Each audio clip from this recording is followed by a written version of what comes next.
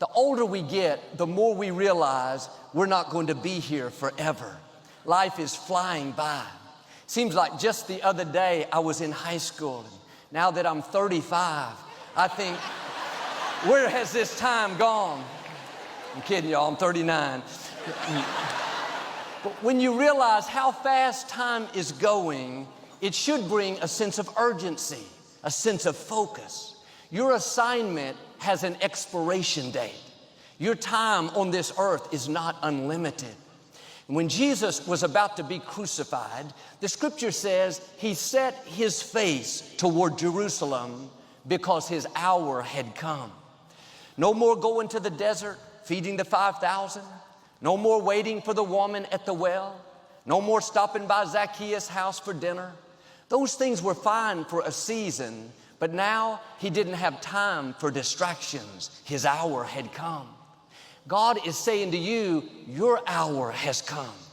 If you're going to reach your highest potential, you have to do like Jesus and set your face. You can't be distracted by things that are keeping you from your purpose. You don't have time to waste worried about what people think about you. Your time is too valuable to respond to every critic, every negative comment, try to convince people that you really are okay. Those are distractions. Everyone is not going to like you. Everyone's not going to accept you. Quit trying to convince someone to understand you that's determined to misunderstand you. Some people don't want to be for you, and that's okay. You don't need them to fulfill your destiny. But the enemy would love for us to spend time and energy trying to win someone over that's never going to be won over. You have to set your face. The people that need to be for you will be for you. God has already lined up the right people, people that will celebrate you, people that will cheer you on, people that stick with you through thick and thin. But too often, we're trying to convince people to be our friend and convince them to spend time with us. But if someone doesn't see the gift that you are, if they don't recognize your talents, value your friendship, do yourself a favor and move on. No offense, but they are not a part of your destiny. You don't have to play up to people, let them manipulate you, hope that they call. Maybe they'll include you in their group. No, the people God has for you don't have to be talked into liking you. You won't be able to keep them away. They'll light up when you walk in the room. They can't wait to spend time with you. They'll go out of their way to do you favors. Now, don't waste another minute trying to convince someone to like you, to call you, to come see you. If you have to talk them into it, they are not for you. They are a distraction. Well, Joel, these people at work are saying negative things about me. They're trying to make me look bad. It's not your job to straighten them out. Let God fight your battles. Let God be your vindicator. You're not supposed to engage in every conflict. Don't fight battles that are not between you and your destiny. Most of the things that come against us are simply distractions. You have to keep your face set. It takes discipline to say, I am not going to respond, not going to waste my valuable time. I have a destiny to fulfill. My hour has come. Proverbs says, avoiding a fight is a mark of honor. It's easy to get in conflict, upset, offended, want to pay people back. That doesn't take any discipline. Avoiding a fight, not taking the bait, not being drawn into conflict, that takes your face being set. The next time something comes against you, ask yourself, is this a battle worth fighting, or is it simply a distraction? That person that cut you off in traffic, is it worth getting upset over when you're never going to see them again? That coworker that leaves you out, doesn't give you credit, do you think they can stop your destiny? That somehow they're more powerful than what God has ordained for you? They're distractions. The only way they can hinder you is if you get baited into conflict. Best thing you could do, ignore it. Don't give it the time of day. When David heard Goliath taunting the Israelites, he asked what the reward was for killing the giant. He didn't just run out and fight him because he was saying negative things. Sure, David didn't like that, but he understood this principle. He didn't get involved in battles that weren't between him and his destiny. They told him whoever killed the giant would get the king's daughter as his wife, and their family would be exempt from taxes. With that one victory, David's whole family line would change. They would go from a low-income family of shepherds to royalty. They would be in the king's family. David thought, this is a battle worth engaging. This is worth spending my time and energy. Now, I'm not saying to be passive and don't fight any battles. I'm saying to look at what the spoils are. Will it just feed your ego? You paid them back. You made them look bad. Or will it propel you into your destiny? We fight too many battles that don't matter. They're talking about me. I'm going to go straighten them out. After you straighten them out, someone else will start talking. Here's what I've learned. Nobody talks about people that aren't doing anything. Nobody tries to discredit someone that doesn't have any influence.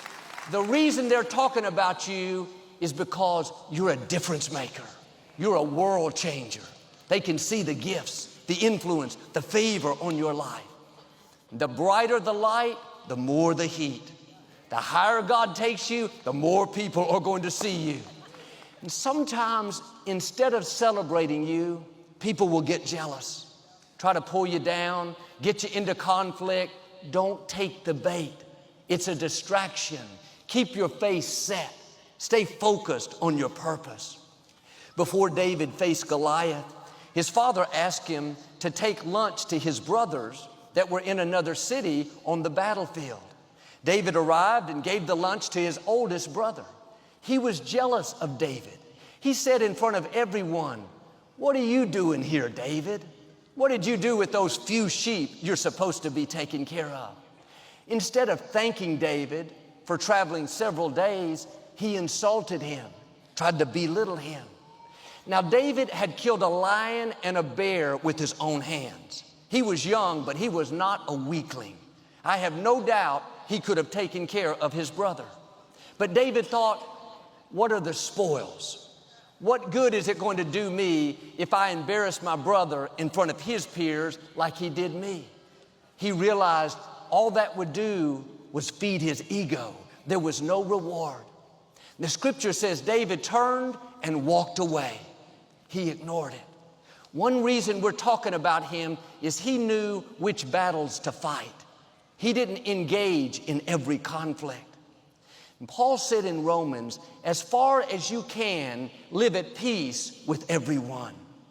It doesn't say that you're always going to have peace with every person. Some people don't want to have peace with you. David's brother didn't want peace. He was jealous. He was small-minded. He wanted to stir things up. David had to accept that his brother was not going to be at peace with him. Well, Joel, shouldn't I go the extra mile? Shouldn't I be the bigger person? Yes, but if you do all that and they still don't want peace, you need to move on. You have a destiny to fulfill. Your assignment is waiting on you. You can't worry about people that don't want to have peace with you. And I'm all for being nice, but at some point you have to put your foot down and say, you may have a problem with me, no disrespect, but I don't have time to have a problem with you. I don't have time to play petty games to try to convince you that I'm okay. Life is too short to try to have peace with people that don't want to have peace with you. And some of your relatives, you love them, but you have to love them from a distance. Don't frustrate yourself trying to make things happen that they don't want to happen. And that's not being disrespectful, that's being responsible with the gifts God has given you. My nature is to be a peacemaker. I want everybody to be happy. I'll go the extra mile 400 times to make peace. But some people have their own issues. They don't get along with themselves. How are they going to get along with you? They don't like who they are. How are they going to like who you are? And no matter what you do, it's not going to be enough. They're going to find fault, be critical, try to make you feel guilty. If you keep trying to appease them, keep bending over backwards, spending all your time and energy, all that's doing is letting them control you. Be nice, but don't get distracted trying to have peace with someone that doesn't want peace. We all have people in our life like David's brother. They don't like seeing you happy, rising higher, going places. It's not about you, it's about the favor on your life. It's about the blessing God put on you. Don't take it personally. Keep your face set. You won't fulfill your destiny if you're trying to keep everyone happy. And some people that make the most withdrawals put in the least deposits. They're high maintenance people. They expect you to always be there to help them, to encourage them, to meet their every demand. But when you need something, they're never around. They're too busy. If that friendship is one-sided, they're doing all the taking and none of the giving, you need to make a change. I've heard it said, quit swimming across an ocean to be good to someone that won't jump across a puddle to be good to you. And if they get offended because you don't meet every expectation, they weren't a true friend. They just want you for what you can do for them. Those are distractions. You need to gradually break away from people like that. You were not created to be controlled, to never have any time to pursue what God put in your heart. Well, Joel, what if they get upset? What if I hurt their feelings? I would rather disappoint a few people than to disappoint God. Because when you come to the end of life, you won't give an account to people of what you did with your time, your talents, your resources. You'll give an account to God. Romans 13 says, owe no person anything except to love them.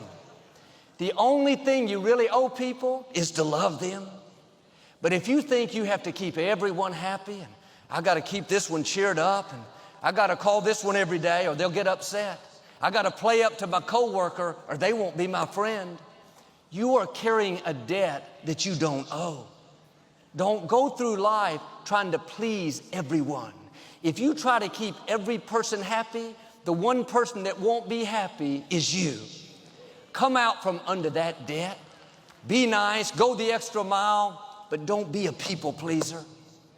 This was hard for me because I want people to like me. I'll go out of my way, do everything I can. But some people, no matter what you do, it's not going to be enough.